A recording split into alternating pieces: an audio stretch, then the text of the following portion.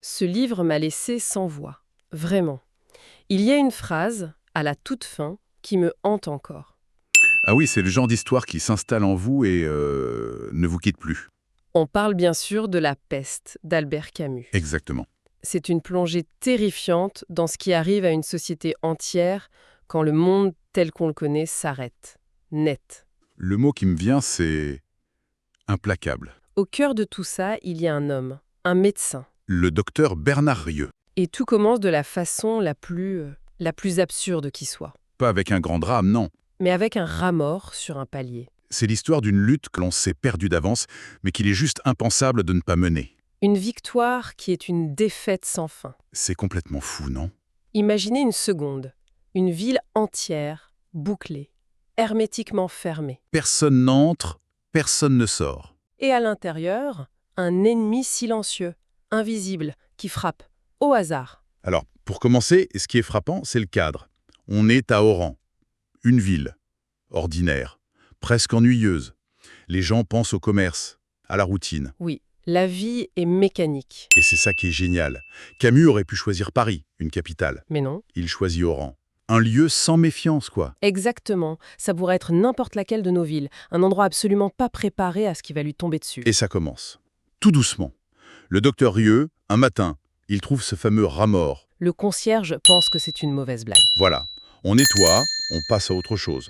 Sauf que, Le lendemain, il y en a 3, puis des dizaines, des centaines. des milliers. La ville est submergée de cadavres de rats. C'est Apocalyptique. Et pourtant, on se rassure, on croit que c'est fini. la première étape du déni, ça. Le refus total de voir l'inimaginable. On espère juste que tout va rentrer dans l'ordre. Mais l'horreur ne s'arrête pas là. Elle passe des animaux aux hommes. Le concierge est le premier à mourir, une fièvre foudroyante. Et puis d'autres cas apparaissent. Rieu et son confrère Castel y comprennent. Il pose le diagnostic. Le mot est lâché. La peste. Et rien que ce mot, il change tout. Ah oui, ce n'est pas juste une maladie. C'est une condamnation biblique. Un mythe. La panique est telle que les autorités, au début, elles hésitent. Elles tergiversent. Elles ont peur du mot. Finalement, la décision tombe. La ville est déclarée en quarantaine. Les portes sont fermées. Et là, c'est le choc. Total. Les gens sont séparés de ceux qu'ils aiment. Ils sont pris au piège. La ville devient une immense prison à ciel ouvert. Le sentiment d'exil est absolu. Et c'est à partir de ce moment-là que l'histoire prend une autre dimension. Ça devient une sorte de laboratoire de l'âme humaine. L'enfermement et la peur, ça révèle la vraie nature de chacun. Oui, on découvre toute une galerie de personnages et chacun représente une réponse possible à la catastrophe. Prenons Rambert, par exemple. Le journaliste parisien. Il est étranger à la ville, séparé de la femme qu'il aime. Son seul but, c'est de s'enfuir. Il incarne le droit au bonheur individuel face au devoir collectif. Et on peut difficilement le blâmer au début. Non, c'est une réaction très humaine. Et à l'opposé, on a le père Panolot, le jésuite. Alors lui, son premier prêche est terrible. Vous l'avez mérité. C'est ça. La peste est un châtiment divin. C'est une logique implacable qui, d'une certaine manière, donne un sens au chaos. Si on est puni, c'est qu'il y a une justice quelque part. Voilà. Mais cette logique va être mise à rude épreuve. Et puis il y a Cottard, un personnage incroyable. Ah, Cottard. C'est le cas inverse. Lui, il est ravi de la situation, paradoxalement. Comment ça? C'était un petit criminel. Il vivait dans la peur d'être arrêté. Avec la peste, la police a d'autres chats à fouetter.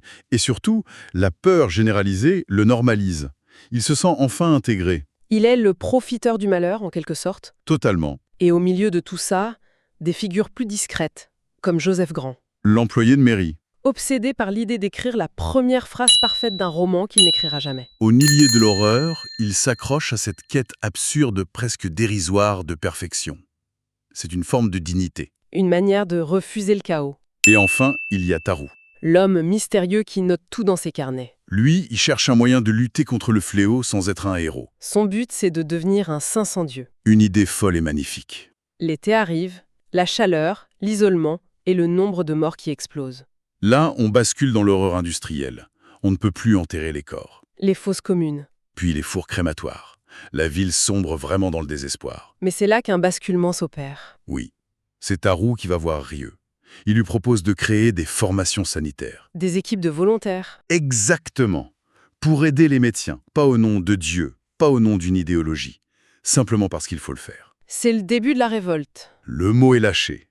Et c'est un mot essentiel chez Camus. C'est le moment où Rambert, qui a enfin trouvé un moyen de s'évader, décide de rester. Un tournant majeur. Il dit à Rieu qu'il aurait honte d'être heureux tout seul. L'individu qui revendiquait son bonheur personnel choisit la solidarité. Il comprend que le malheur de la ville est aussi son affaire. Et pendant ce temps, la foi du père Panolou, elle va être pulvérisée. Il assiste à la mort atroce, interminable, du fils du juge Othon. Un enfant. L'innocence absolue. Et là, sa certitude s'effondre.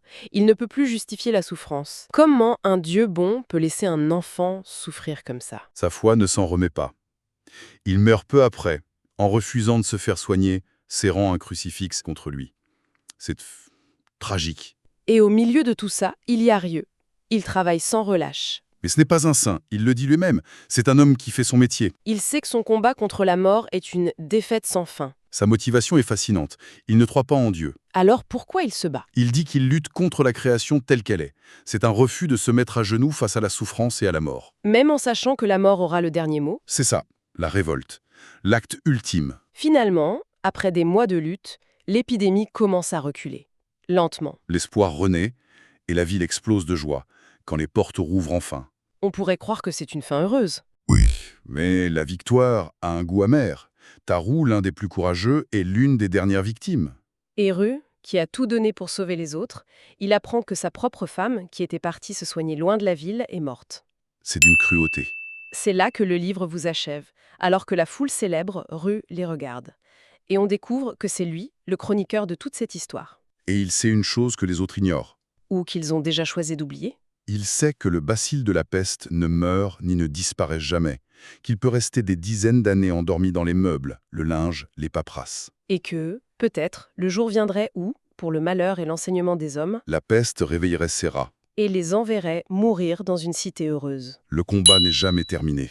Tiens, justement, ça me fait penser, j'ai une bonne nouvelle pour vous qui nous écoutez. Ce livre est disponible sur Audible et vous pouvez le récupérer gratuitement en cliquant sur le premier lien dans la description. L'idée, c'est vraiment des narrations très immersives. Une narration professionnelle, bien incarnée, ça change absolument tout. La personne ne fait pas que lire, elle interprète, elle donne vie au texte. Ah tiens, super, en plus de la vidéo, il y a un livre audio. Si on veut juste le livre, le lien pour récupérer votre livre audio se trouve dans la description de la vidéo. Si vous avez apprécié le contenu, n'hésitez pas à laisser un petit pouce en l'air et à vous abonner à notre chaîne YouTube pour ne rien manquer des prochaines vidéos. Pour ma part, je vous donne rendez-vous très bientôt pour une prochaine vidéo.